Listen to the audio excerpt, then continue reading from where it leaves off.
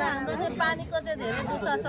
पानी अनि छोराछोरी आउँदा बाटो हिलो हुन्छ त्यस्तै चाडबाडमा साह्रै समस्या छ बाटो र पानीको चाहिँ पानी कल्पेलो आउँछ रातो नरातो खान सकिँदैन पानी चाहिँ भर्खर छिटो बाटो र पानी पानीको मात्रै होइन खेती गर्छौँ धानको भाउ आउँदैन मल पाइँदैन भनेको बेलामा जन लाउनुपर्छ 600 रुपियाँ घन्टा धान बेच्नुपर्छ 1200 रुपियाँ मन अनि त्यो भुसको भाउ छ धानको भाउ केहीको सुविधा छैन हामीलाई यो खेती किसान गर्ने मान्छेलाई एक बोरा मल लिन इन्डिया अनि हामी किसानले त जहिले तलको तलै विचार अनि किसानलाई नै छ क्या मरेको छ किसानलाई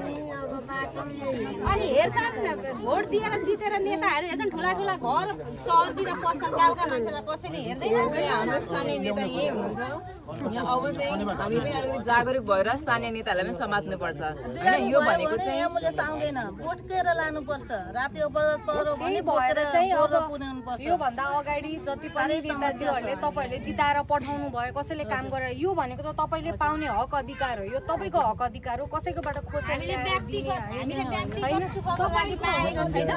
सबैको लागि होइन सबै सामाजिक कुरा